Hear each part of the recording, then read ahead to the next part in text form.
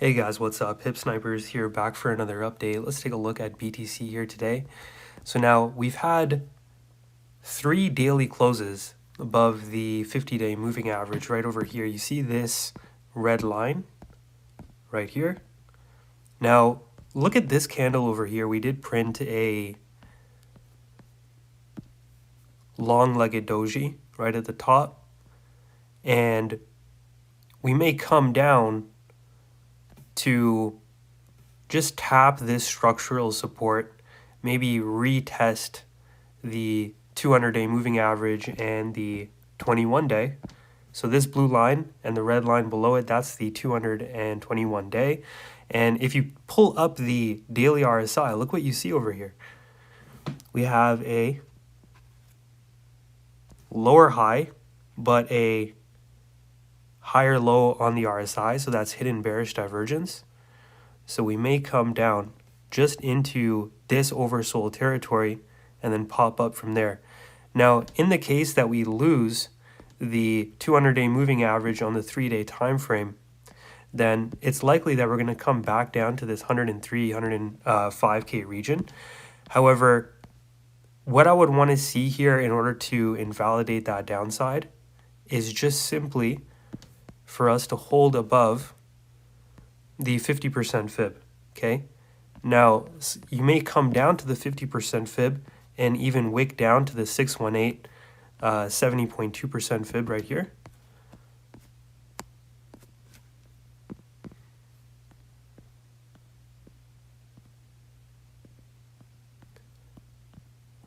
And then, right here, one sec. 702, and it could come down to here and then wick down to the 618, 702 to have deviation below the 200-day and below the 21-day, because there's going to be a lot of long stacking up here. So usually what you get is a wick down to the 702, 618 area for Bitcoin. That's what I've noticed. For alts, it's usually the 786, but I noticed this year and last year it's usually been the 618 on micro and macro corrections. But this is what we see, or this is what we need to see over here. Okay, this 50% fib to hold, otherwise will come down to the 38.2% fib when you take a fib right from the April low right up to this top. Okay, look at the 38.2% fib. It's right there at 105,442. You guys see this? So we'll take out this low. But it would probably look something like this, where you have a bear flag. This is your bear flag. This could be interpreted as a bear flag. So I would just like to see a move above this resistance right here.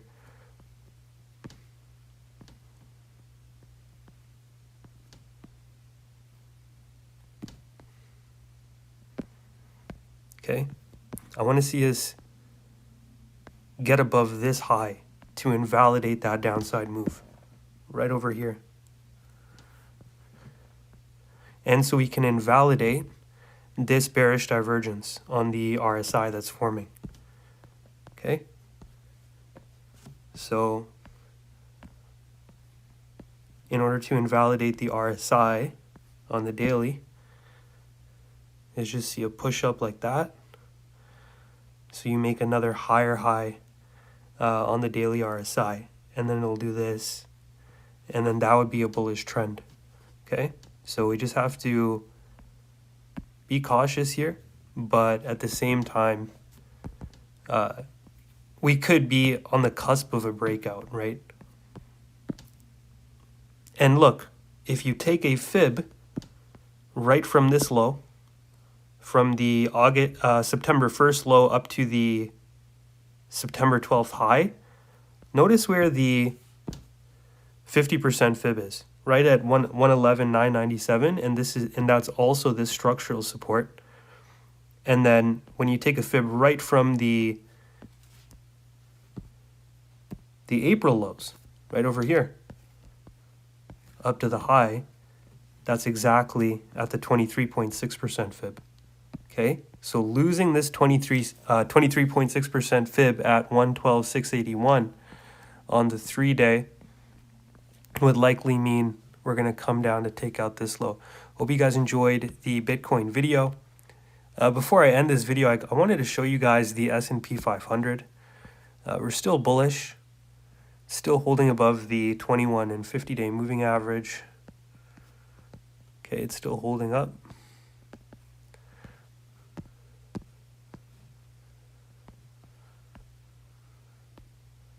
Russell 2000.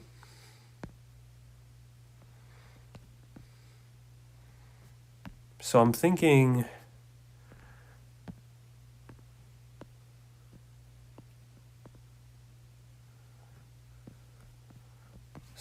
this is what's going to happen on the Russell.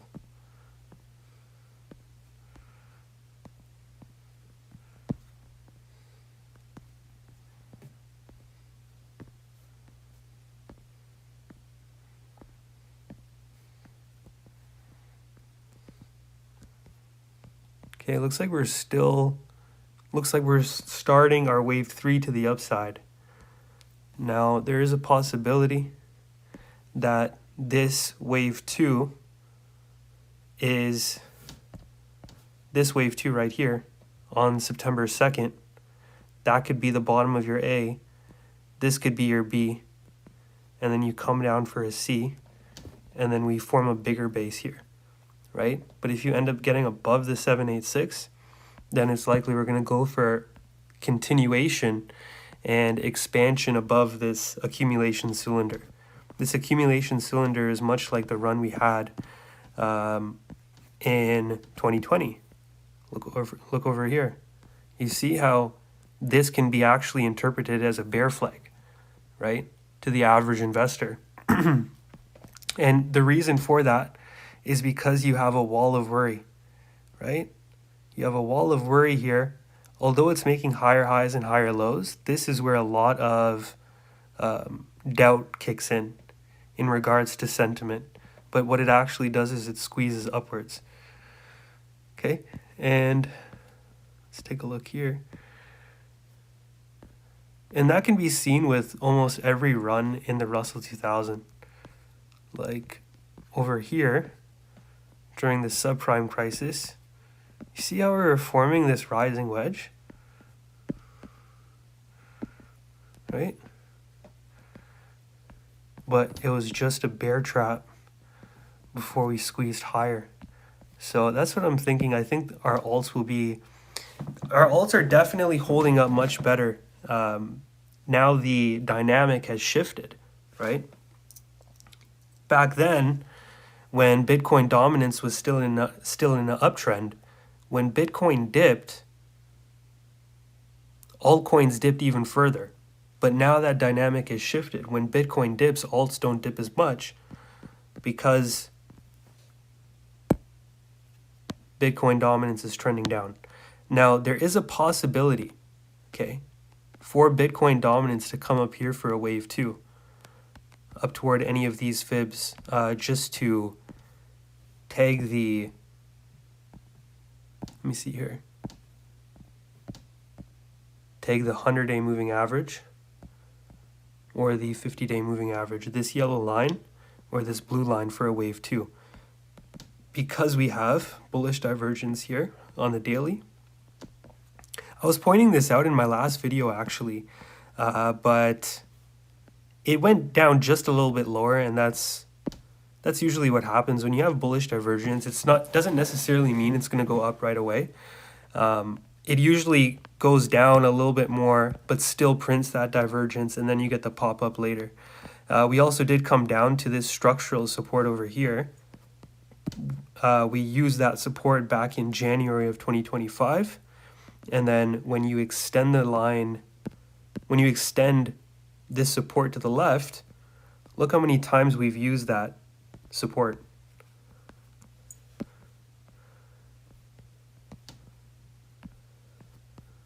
Right here, fell down, popped back above it, used it as support here, used it as resistance right? It's always been resistance there.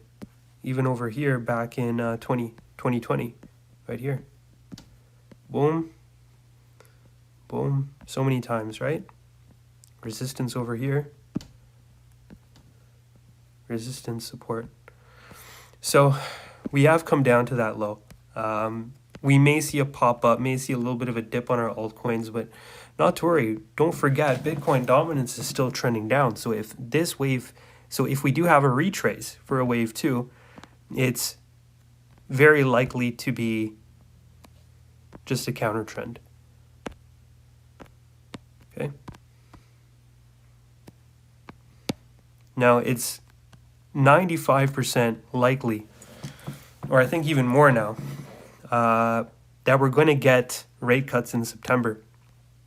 Now, we could get those rate cuts and we could dump into that rate cut and then pump out of it. Okay?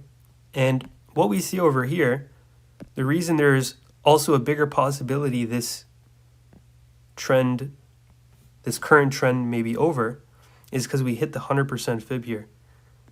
If you take a trend-based fib from this high down to this low and up to this wave 4, you can see how you came down to the 100%. So we could see a pop up here with that bullish divergence, but in order to invalidate that, we would just simply need to stay below these moving averages like we're doing now and just continue to break down. We can also do that. So, and alts can go higher from there. So let's see how it plays out. I'll continue to monitor and I'll make sure to keep you guys updated.